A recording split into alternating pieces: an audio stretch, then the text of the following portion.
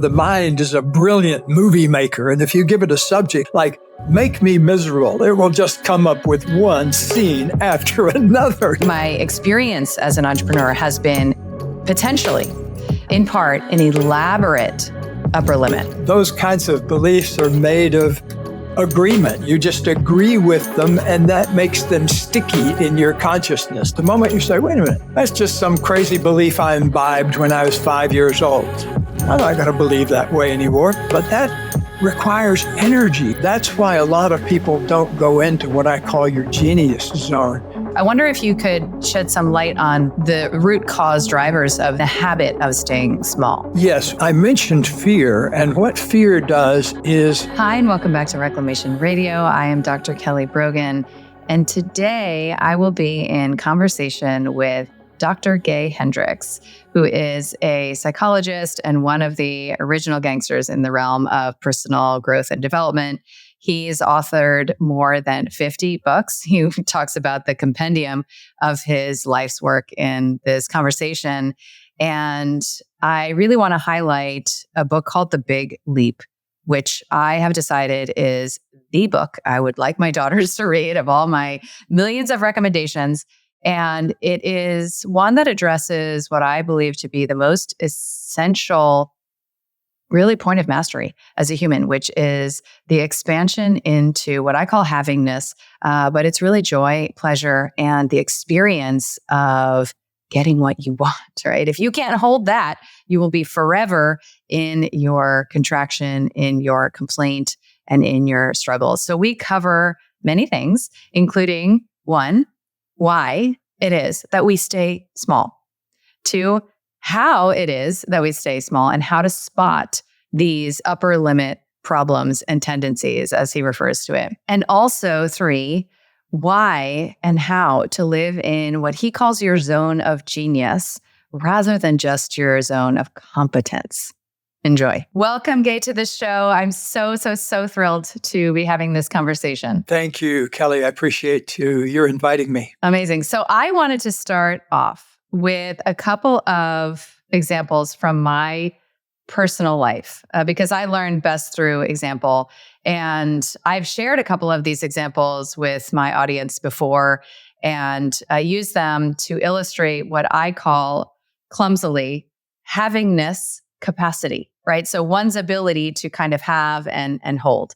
And then I want to get your expert analysis because I have never heard somebody analyze and describe this phenomenon the way that you do. So the first was very recent. I was having a good day. Okay, so things were going my way. I got the email I wanted to get. You know, my girls were off to school in a seamless manner, and I decided to go to my P.O. box in town, and I decided to put on a dress and heels. And it had been many weeks since I had bothered to do that. My favorite sweatsuit was like really getting its moment in the sun. So I put on the dress and heels, and I'm feeling really good. I have this like playful banter with the guy who runs my UPS store. He's great.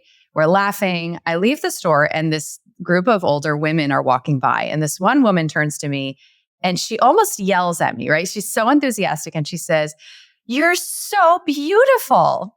Like that. Okay. So I love women. I love interacting with women. It was just such a delightful moment. And I felt really like something is shifting, right? Like there's some kind of shift. Things are going to get easy now. I get in my car and I have my eyes start to like fill with tears of joy, just like a swell, right? And so I breathe so that I could feel it. Okay. I got 2 to 3 breaths in before I started to think about whether or not there was a camera in the lot that was recording my license plate because I don't pay for parking tickets typically or parking meters or whatever. And so I started to think, wait, I think one of the 4 parking tickets I've gotten in 4 years was in this lot and it's watching me. Okay. So that was the first example. The second is one that I've shared many times where in my homesteading days, back in 2020, I had a generator put in, the house, my then partner and I did. And I was home alone one day and all of the lights went out, like the power went out. And I went outside to check out what was going on just as the power was coming right back on in my house. Okay. And I had fuchsia landscaping lighting. And I love, as you can see, I love Christmas lights. And I had, it was like Rockefeller Center at my house. Okay. And I looked down the street and it's pitch black. My first thought was, somebody's going to come get me. I literally thought I was in danger because I had a house on the street that was all lit up. Okay. Last example, I have millions of these, but last example is that it's another car experience. So I am driving and I am, as I sometimes do, I'm speeding. Okay. So I'm speeding through an area of my neighborhood. It's very close to my house. And I get pulled over, except I get pulled over by this extremely handsome cop that I've noticed in my neighborhood many times. Okay. So he comes up to the window and he introduces himself and he says, I am Officer so-and-so. And I work this district. And he starts to tell me that I was speeding through this area. And I stopped him and I said, oh, I know. I notice you every day, which is true. So I flirted my way out of this ticket successfully. Okay. I drive for another few minutes and I live in Miami and we have huge oak trees and banyan trees. An enormous branch falls on my windshield. This has never happened before or since and shatters my entire windshield. And, I'm like pulled over on the side of the road, stunned after feeling so excited that I flirted my way out of my first speeding infraction. And this is a range of experiences from the mundane to the seemingly accidental that you address in your book. And today, we could focus on so many of your books. Today, I want to focus on The Big Leap because I think this is the most important information, literally, for a human to have in this lifetime. And I'm pretty sure you agree that the interaction with these moments of expansion requires a maturation. It requires self-discovery and introspection. And first of all, it requires awareness of this phenomenon. So I'd love to just tee you up with those couple of examples to see how you would explain this kind of phenomenon and how it is that you began to study this, like how it is that you began to observe this and what it is that you think is important to know about the kinds of dynamics that we set up in our life to stay small. Yes, well, great setup, because what we're really talking about there is something that I explain a lot in The Big Leap, which is what I call the upper limit problem, that human beings have an upper limit on how much positive energy, love, good feeling, money, abundance. It's different for everybody, but one person may have a complete openness to receiving money, and live at a mansion and have 16 cars and all of that, but they may be lacking on their ability to feel love or to open up to positive energy in general. And so we call that here the upper limit problem. I first started noticing it in my own life way back a long time ago before I started working with it in people, but I found that I've since been around the world many times. I think I have something like, 1.2 million frequent flyer miles, and I haven't found any place yet on Earth that doesn't have their version of the upper limit problem. Like if you go to Australia, they call it the tall poppy syndrome. They say, don't be the tall poppy because you'll stick out above all the others and the farmer will cut your head off. That's their image of that. Whereas if you go to Sweden, one of the first words you'll learn there is lagom, which means don't be too much, don't be too little. Just stay right in the middle of the pack. And it's an ethic that goes around the world. And what it's based on is fear. And somewhere, like, for example, let's take a beautiful example, by the way, of the gorgeous traffic cop, and then the tree falls on you. That's a perfect example, because what it says, now don't throw a rock at me virtually when I say this to you, but what it says is that somewhere down in you, you have an unconscious belief that upwelling of love, lust, positive energy has to create drama. Everybody knows I have this belief. I've been very public. I haven't met you before, so I didn't know. 100% the case. Yes. Okay. So what we have to install now in your havingness, which I love that word, by the way, in your havingness is, would you, Kelly, be willing to have abundant love, good feeling, sexual connection with whomever totally delights your heart? And would you be willing to have that in a peaceful way that continues on and on and on, interrupted for as long as you want to continue it? At this point, even the perpetuity that you're referencing feels uncomfortable. Like, I'm aware of that. It feels unsustainable. Like I would have to perform and make it last in all of these important ways. It's revealing, right? It's really revealing about something that you fear the ability to do that you're not sure you could sustain that kind of authenticity and aloftness, to stay aloft for that long. And a good thing to know is that human beings are not wired up to stay aloft. We're not wired up to always stay on our purpose. What happens is, the example I use is, people who fly a lot know that they get to their destination with an automatic pilot. The pilot is not up there monitoring every little twitch in the clouds and that kind of thing, but there's a computer that makes a judgment, like with the steering of the airplane. It makes it every hundredth of a second or so. Are we drifting to the right? Oh, we are. Let's correct a little bit to the left. Oh, are we drifting to the left now? Let's correct a little bit to the right. And so it keeps homing in on the right signal. And the way I say it is, you get all the way from New York to Honolulu by being wrong most of the time, because it's not the ability to stay on the beam that's important in life. It's recommitting. It's getting back on the horse once you've been thrown off, because life is full of challenges and obstacles, and there are going to be trees that fall on the top of your car. And how you respond to that, do you let that get you off track, or do you come back on and start aiming toward what you want again?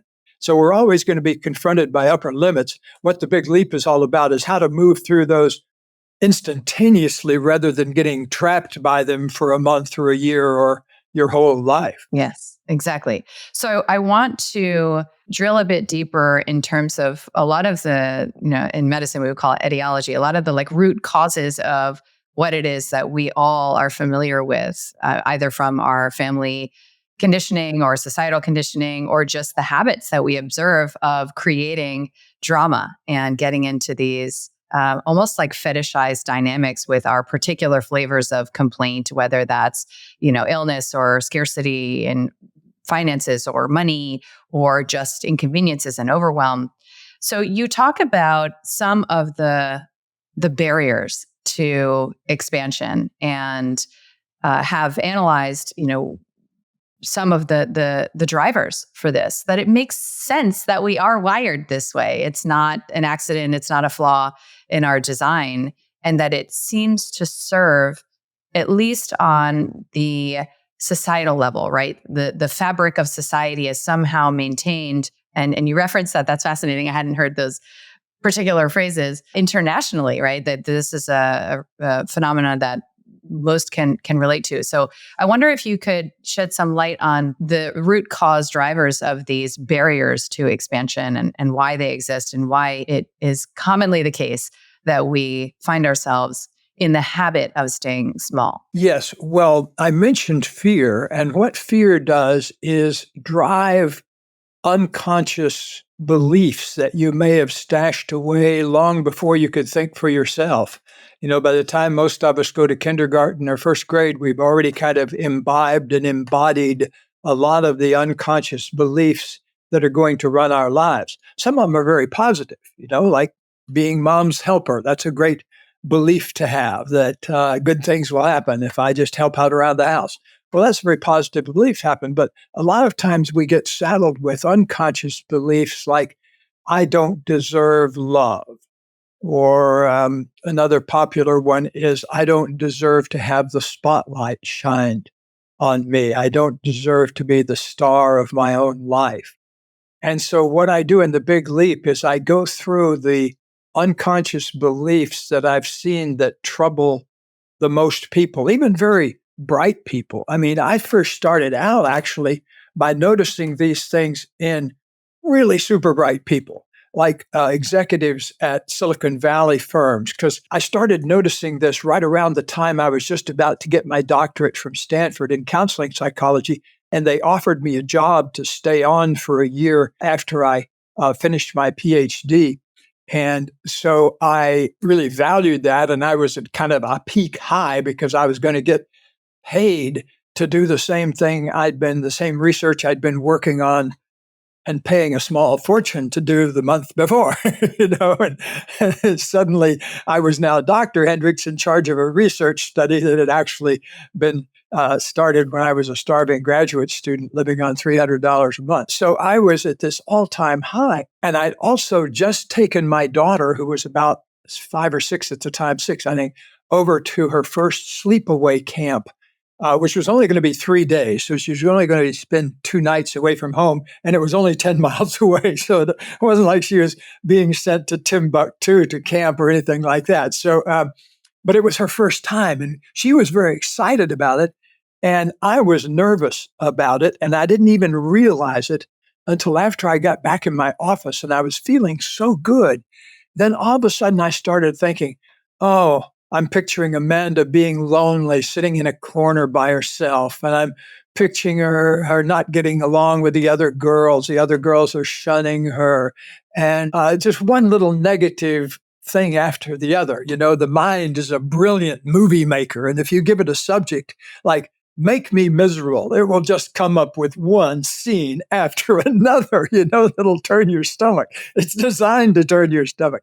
But anyway, so I started running off this chain of negative thoughts, and I went totally unconscious. I picked up the phone and I called the camp, and the woman that ran the place was the most lovely person. And I'd met her before when I dropped Amanda off. She said, yes, may I help you? And I said, yeah, I'm just getting really signals that Amanda is feeling lonely. It's her first day away and first time sleepaway camp and everything like that.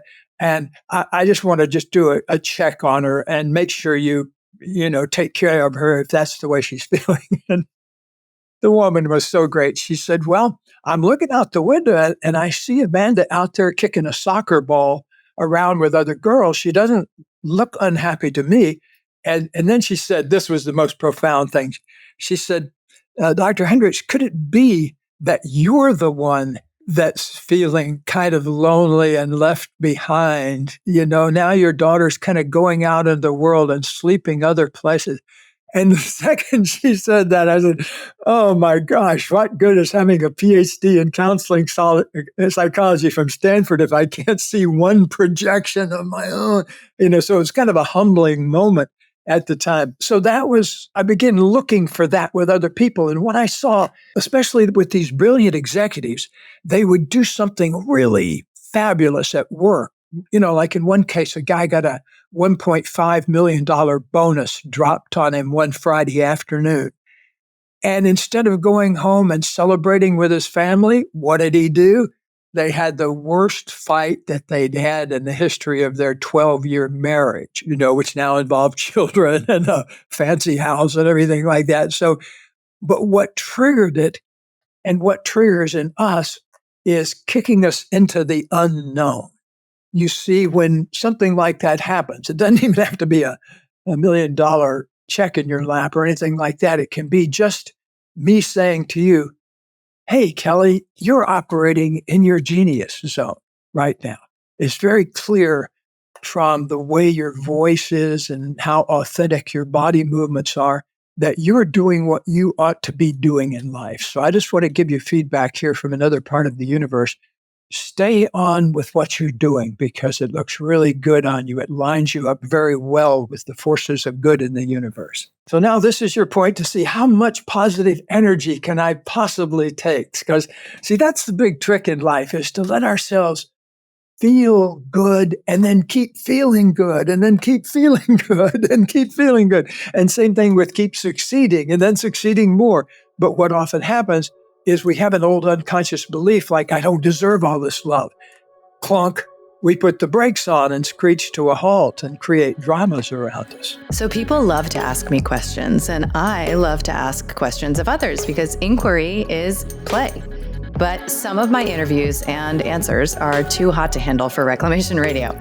So in my membership Vital Life Project, I have created a private podcast that gets delivered to wherever you listen to podcasts, where I answer your questions that arise because of my provocative subject matter. And I also share interviews that might otherwise be censored that I call the Sovereignty Series. So you'll get access to these private podcasts and a private chat by joining my membership Vital Life Project. I'll see you in there. The sort of nuances of that undeserving state, I think, are very relatable, right? So you talk about, and you referenced already in this conversation, what it is to outshine. And as a woman and as, someone who primarily speaks to women attempting to unpack, this birthright that we have of our, feminine essence and energetic expansion, this is a big one. I like to think about it as related to mother dynamics, mother-daughter dynamics, and, the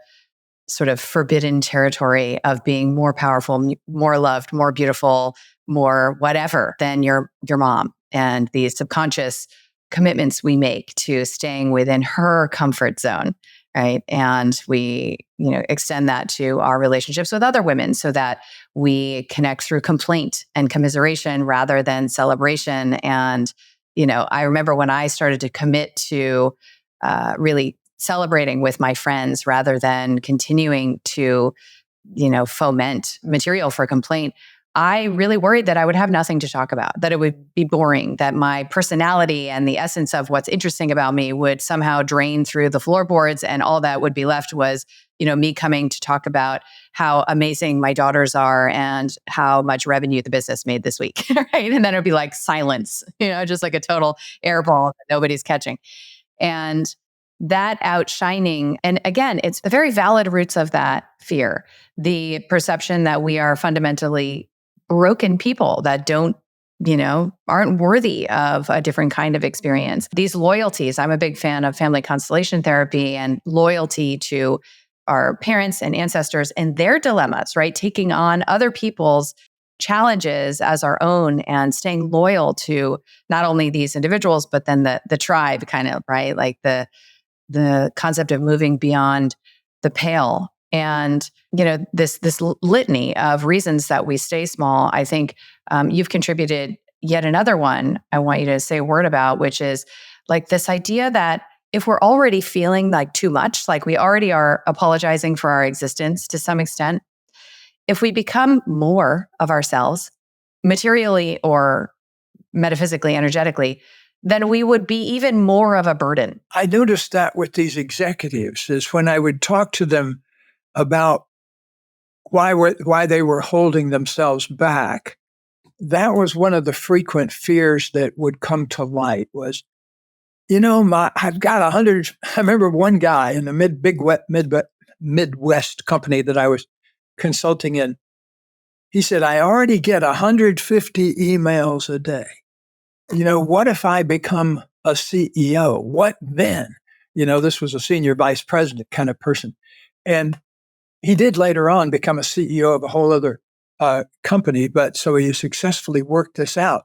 But it turned out that from a very early age, he'd felt the burden of success because his father would come in every day and, I had a great day, but it's killing me.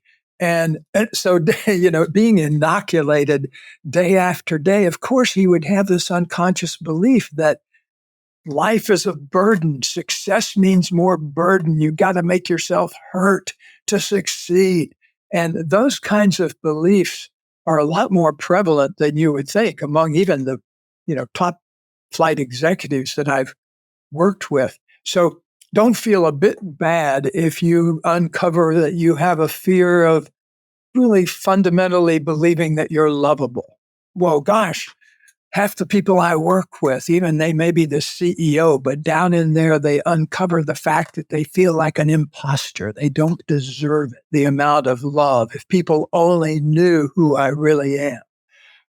And somebody is telling me this that's worth $100 million and runs a $1 billion company. And, it's amazing that we can have such deeply held negative beliefs ourselves and then prove ourselves lovable and capable. But that requires energy to do that. And so that's why a lot of people don't go into what I call your genius zone, because they're afraid that they'll have a lot more burdens there. And I want to set that to right. But your burdens are all between your ears, and you can leave them behind with just that amount of effort. That those kinds of beliefs are made of agreement. You just agree with them, and that makes them sticky in your consciousness. That keeps them stuck on. But the moment you say, wait a minute, that's just some crazy belief I imbibed when I was 5 years old. I'm not going to believe that way anymore. Here's the thing, though. It gets back to this issue of havingness. It gets back to people being really willing to have the experience that they're lovable for long periods of time without feeling the need to mess that up. It has to start somewhere. You have to start by at least acknowledging the problem. Oh, I have an upper limit problem. I can't let myself feel good for many days or months at a time without invoking some kind of disaster. That's the belief. And so the moment you shine a light on it, it's like when my mom, when I was a little boy, I thought I saw this monster up in the drapes of the way the drapes were and the way they were blowing a little bit. The window was open. And she had a great ingenious solution to it. Although she was a high school graduate, by no means a psychologist, she said, here, take the flashlight. She wanted to go back to bed. She said, here, take the flashlight and shine it up there. Let me look with you. And so I shined it up, and we saw that there was no monster there. And she said, just keep the thing by your bed. If you have any doubts, just shine a light. And if there's a monster, definitely come get me. Otherwise, don't bother me. My mother was a newspaper columnist who always had a deadline to meet. And she always had a Camel unfiltered cigarette in one hand and a cup of coffee in the other, and her old-fashioned bam, bam, bam Underwood typewriter that she was pounding away on. That was the soundtrack of my childhood. That is amazing. It's such a powerful reminder that we have a habit of feeling like we have to earn and then validate, right? Like what it is that could otherwise feel gifted to us, right? Or like a blessing, or something that has emerged from the divinity of our souls. And instead I so relate to this. I mean, I'll give a teeny example, and then I want you to hold your thought. I was promoting, because part of my expansion, right, has been to kind of come out of the closet, as it were, as an entrepreneur, right? So I have built this beautiful business where I get to experience what a term I learned, I'm sure you know it, ikigai, right? Like I get to experience prosperity and what it is that I'm good at. And I want to talk more about the zone of genius and, my own experience of serving, the community. I get to have all of this at once. And I don't work very many hours a week at all. In fact, this hour is one of 2 hours that I will be sitting at this computer this week. And I have gotten here over 15 years. And I have a beautiful experience, and I've done it wrong many times. And so I share this, right? And some of the feedback that I got was, of course, a reflection of my own shadow, right? My own subconscious beliefs that I have to have earned it. Because I even told you just now, I've been doing it for 15 years. Like I wanted you to know, I didn't just wake up like this, right? You didn't just fall off a turnip truck. Right. So somebody says, how dare you flaunt how little you're working and how much money you're making when there are people who are working 80 hours a week and barely able to pay their rent? Okay. So I thought this was fascinating because it is a belief that I have that's reflected back to me in the beautiful projection screen that is social media. And I got to look at this belief that I have that if I haven't earned it, and if there isn't a good reason for me to have it, then I'm vulnerable, right? Then there's some risk. There's something that I might lose, whether it's reputational or relational. and that I better have my, my alibi at the ready. And, what I hear you suggesting and inviting us more, because there's so much about your writing and your energy that is invitational, right? It's like, if you're interested, come aboard. Like, it's more fun, and there will be a tight squeeze. You got to move through before you can start to practice this more readily.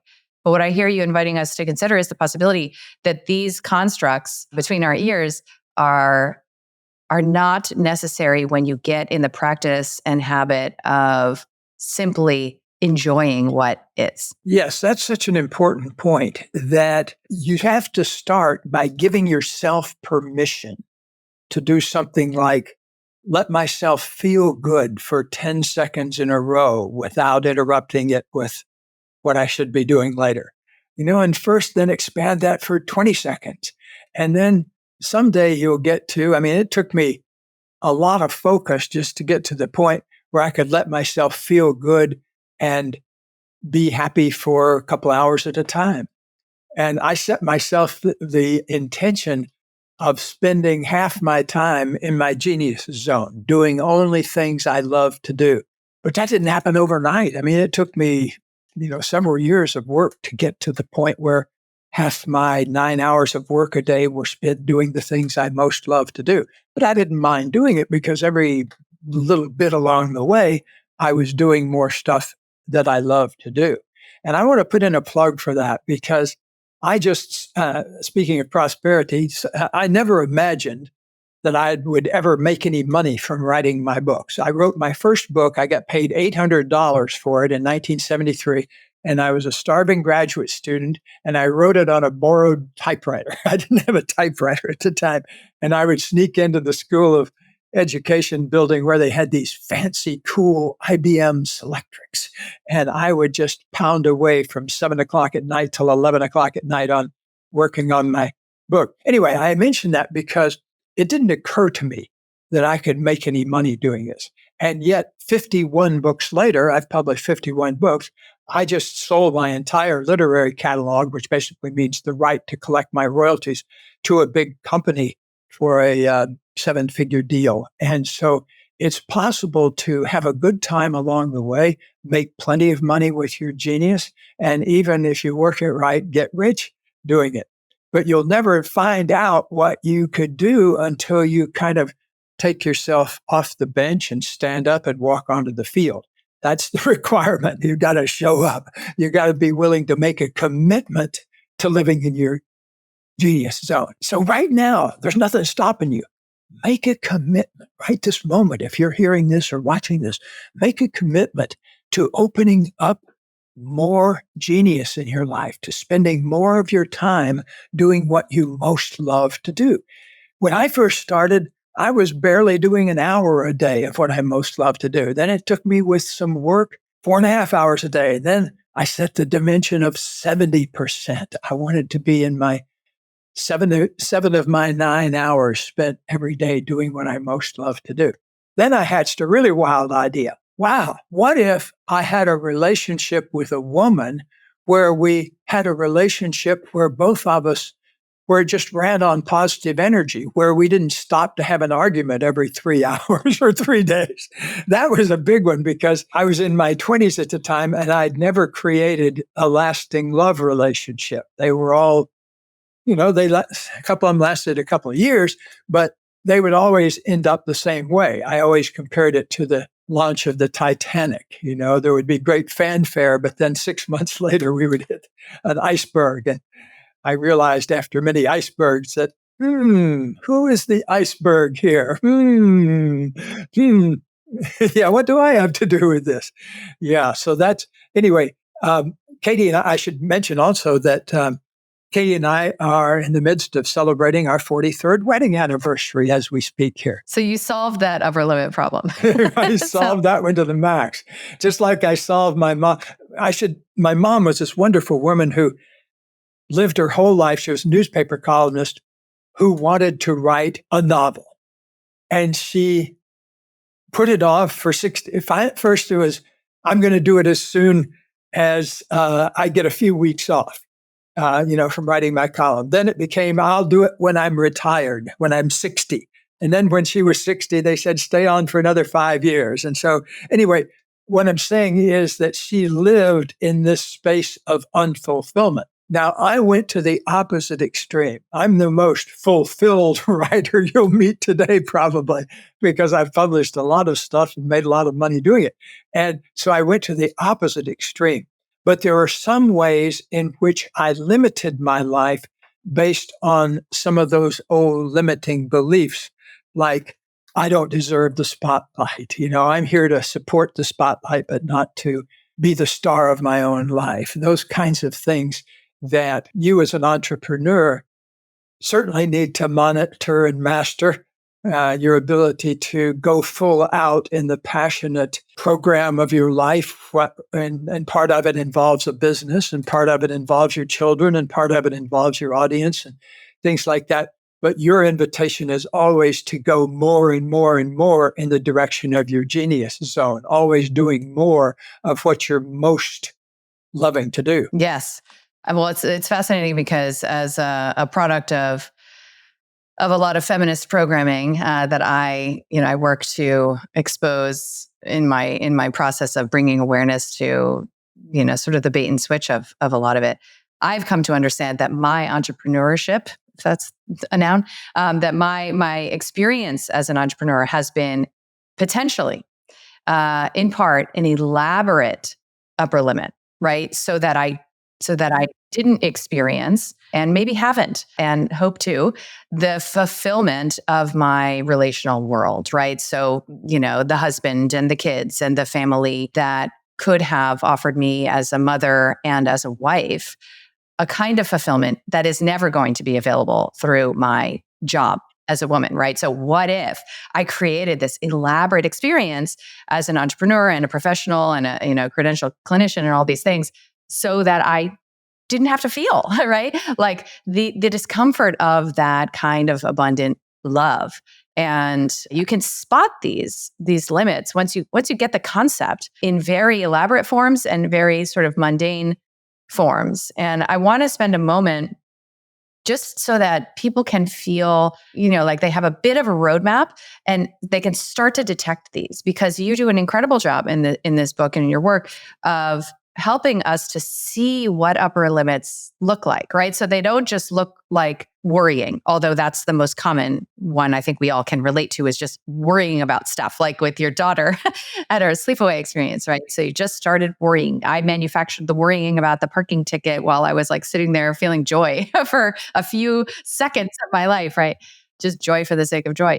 So what are some of the other ways that, well, you mentioned worry and you mentioned arguments. So I think generating arguments, especially in the romantic domain, if I had known about this, as in my past relationships, I think it would have at least led me to some sense of awareness of patterns of that contraction, expansion. You have this, ecstatic, connected experience with your partner.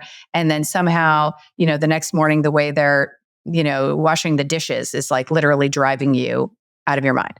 So worry and arguments, but you talk about a few more. And I wonder if you can illustrate other ways that the upper limit contraction can look. Well, one way is through illness and accidents. That oftentimes, for example, there was a scientific study where they looked at single person auto accidents. In other words, where only one person was driving the car. They were in the car by themselves. So there was nothing else that they could pin down. It was them in the car. And they found that a very high percentage of car accidents occur within an hour of an emotional upset. And the typical scenario is somebody storms out of the house and decides to drive down to the convenience store and buy a pack of cigarettes or, buy a 6-pack of beer or something. And on the way, they crash their car because they're still caught up in an argument. And all of couples' arguments occupy the same pattern in the sense that they're all a race to occupy the victim position. that you start feeling victim-y. Something's wrong, and I know it's the other person's fault. And if they just ... I'd be a lot happier. So the moment you go into that, then if you communicate from that victim position, you blame the other person. Then, of course, the other person won't go along with that. They don't ever say, I've never seen it happen, where they say, I appreciate you telling me all the ways I'm ruining your life. Upon reflection, I am ruining your life. It is all my fault. No, it never happens that way, because what happens the moment you go into the victim position and blame the other person, they drop everything and blame you back. And then I know, because Katie and I went through that sequence in the early days of our relationship before we sort of caught on to what we were doing. And it used to take us sometimes, days to get out of that. We'd get locked into this pattern. I remember once it took 3 weeks. Ugh, that I spent 3 weeks of my life locked into some pattern that was simply between my ears. It didn't have any real life to it. And so arguments, accidents, illness, there's a great quotation from the Gospel of Thomas that says, if you bring forth what is within you will save you. If you do not bring forth what is within you will destroy you. And they're talking about big picture things there, but think of it, just on the very personal level, that if you've got something you really want to do and you're not doing it, it creates this tension in your body that brings forth, if you master it, if you say, oh, okay, I'm getting a call to spend more of my time in my genius zone. Okay, and you sit down for 10 minutes or an hour and you work on that, work on your genius. But a lot of people go the other direction. They feel that tension between their ordinary life and their pulling to do something, and they go in the direction of doing more and more of what already isn't working. That's a significant human tendency. Yes. And you talk about how I love alliteration, so I was a sucker for these 3 Ps that I'll share from your book. You talk about some of the very valid reasons that we maintain these habits as being punishment, protection, and prevention.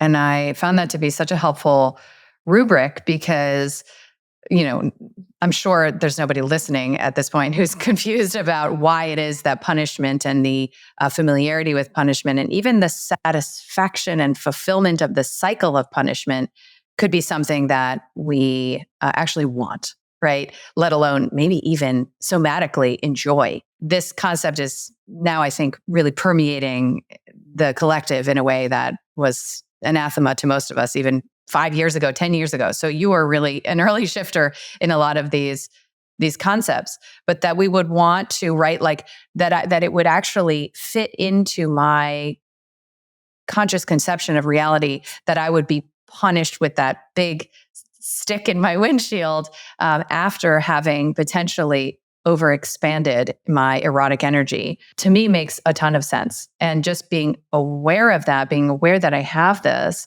tendency and that I can perceive things like accidents, injury, illness, that I can watch myself deflecting, that I can watch myself blaming so that I can stay in this terrain, that it actually does serve to protect me and that it does serve to like warn me preventatively about potential future experiences that I could attract. So if we know that there are good reasons that we do this, we know that there are some flags, like sort of hallmark ways that we do this. It sounds like the first step, according to the way you've analyzed and assessed this, is to make a choice to live differently. Would you say that's sort of like the number one place to begin? Yes, that's a great start. Here's another example. I don't know if you've ever experienced fear of public speaking or not.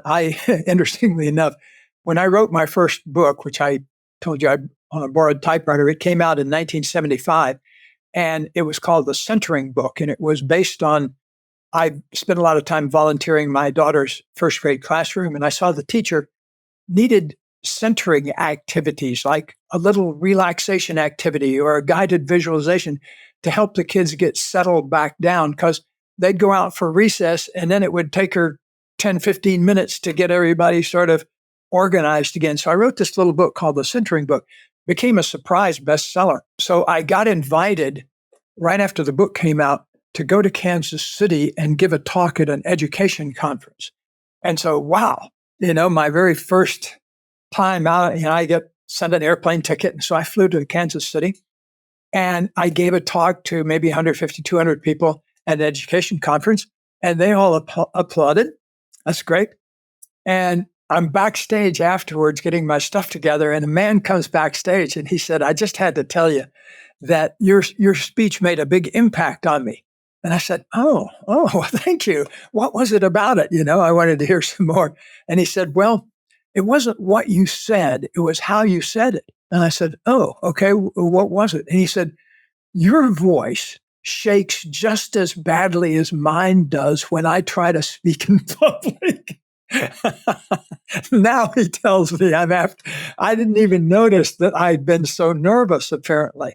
So fortunately, I figured out the problem and solved that problem. And was later to, I always say, once we started going on shows like Oprah 30 years ago, people would always ask me, what's it like being on Oprah? And I would say, okay, here's what it's like. Go down to the coffee shop and order 10 espressos and sit them up on the counter and then go bloop, bloop, bloop, bloop, bloop, bloop, take 10 of them and wait an hour and then you'll see what it feels like. So fear is here to stay in many ways because human beings have been scared a lot longer than we've been conscious. Our brain in its current iteration has only been around for 50,000 years or so. Whereas fear, you can look at any different organism and find more fear points on their body. In other words, take a human being. They can step on things with the bottom of their foot, and the tiniest little thing makes you go, ouch, because the human body has designed to be really careful about what it steps on because of millions of years of going around barefooted, stones and everything. But let me get back to the fear of speaking in public. I had a woman who was the CEO of a big company, and she could do fine around a conference table with 10 board members at it. But every year she had to go out and speak, to a big thing where there would be videos beamed in from Europe and everything like that. So that made her very nervous, speaking to big groups of people. So we work on that. And the 3 Ps, punishment, protection, or prevention. She has a big speech to give, and I get a panic-stricken call from her at 6 a.m. or something like that, saying, I got to give the speech today, and I'm losing my voice, and she's talking. And so I said, okay, pause, take 3 easy breaths, and go inside. Does this feel like you're punishing yourself? Does this sore throat feels like you're punishing yourself for something you did? Or is it protecting you from something you don't want to feel or preventing you from doing something you don't want to do? And she started laughing. And she said 2 and 3, obviously. And as she said it, she didn't have that voice anymore. She started talking. She said, oh, I get it. I'm trying to keep myself from feeling that, aren't I? My body can't think of any better way to do it. And I said, yeah, it sounds right. And I said, let's take a few minutes and love and honor that part of you that's trying to protect you. Don't make it wrong. Don't shame it. Let's love it as it is and go out and make your talk, and everything went great on the talk because she led off by telling the story of what she'd done at 6 a.m. in the morning. Wow, that's powerful when the leader of a big company that's got 50,000 eyeballs on her can talk about waking up feeling afraid and losing her voice. Imagine how that touched people. It's so exhilarating to me to listen to you frame the exact same conclusions that I have come to through my own work and clinical, personal, and just in my relationships where I have built this somatic bridge to the meaningful expression of symptoms, right? That it's not just a psychological, relational, dynamic phenomenon, that this is also somatic. And there's just not a lot of people out there making that connection. You say in the book at the time that you hadn't been sick, quote unquote, for many, many years. I think you even said decades since you started to develop the curiosity around what your body was trying to, again, either enact some sort of familiar dynamic punishment to protect you or to prevent. And that awareness, that framework, and also I love that you say, like, appreciate that, right? Approve of that it's serving you. You're on the same team as your body. You are your body. It was so powerful for me to read that and to have your experience, right? No supplements, no health retreats, no doctors and gurus required. You just develop this kind of, it's like you deciphered the dialect of your body's language to an extent. And I think that's so powerful. I had a person who was a chronic migraine patient and had tried just about every migraine medicine in the book. And there's some good ones these days. And she found, though, that even though the medicines helped, they didn't solve the whole problem. When we really started looking into the problem was in that first negative belief, which is that I don't believe I have the ability to feel good all the time. I must punish myself now and then with a killer of a headache. And as we looked into that belief, it took us a few months, but by golly, when that migraine disappeared, that's a beautiful, beautiful thing when a person finds that they didn't need to have that much pain in their life, that they can go for longer periods and feel better for longer and longer. That's a little living miracle to me. And I never get tired of that, even though, I'm almost 80 years old now and I've seen all those people and written all those books. That still turns me on. Every week I get to work with a person who Zoom, they come out of the cloud of their negative programming and see life for the first time. And it doesn't matter if you're 15 years old or 58 years old when that happens. It's a beautiful thing. I love that. I so relate to that. So in our final moments, I would love to hear about, you just sold this compendium. It's like a veritable library of your own work. And I'd love to hear about what's alive for you, what you're expanding to hold, and, how your zone of genius has evolved to this current moment, what it looks like for you. Well, now the year 2024 is a culmination of 30 or 40 years of working on the stuff I told about in The Big Leap, which is increasing my ability to stay in my genius zone, doing what I love to do and what makes my biggest contribution to the world, and also feel good in my own body, and to keep focusing on that day after day and year after year. Right now, well, we've lived in the same house now since 2001, 2002, something like that. So more than 20 years. And we love our home. We kind of found our dream home. It's we lived in a big Victorian for many years before we kind of, I don't call it downsizing, I call it right sizing. I get tired of climbing steps, 28 times a day. And so we live on a house now that has one level only. But anyway, we've lived in this same house. And right now I'm going through the thrilling expansion of expanding my gardens in a way that we're taking out the last remaining plants that require a lot of water and that we don't like, and replacing them with native plants and slow growth kind of grass and things like that doesn't require a lot of water. And we've also, over the past year or two, built a solar apparatus here that we can basically be off the grid if we so desire, even though we live a mile away from downtown.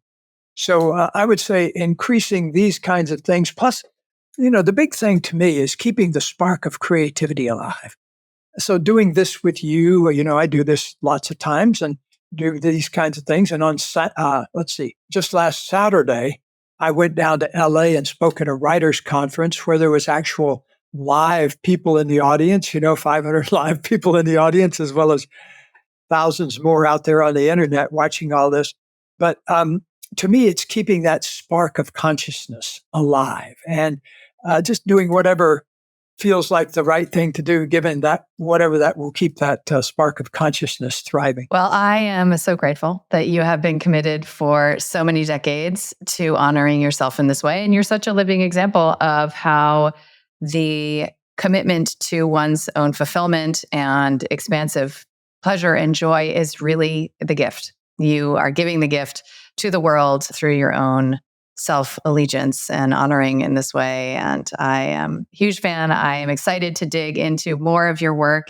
And I'm also very excited to gift this particular conversation to everyone listening, because it's such an essential premise to operate from. And I want to thank you. Thank you for your time, Gay. Well, thank you very much. It was a pleasure talking to you, Kelly.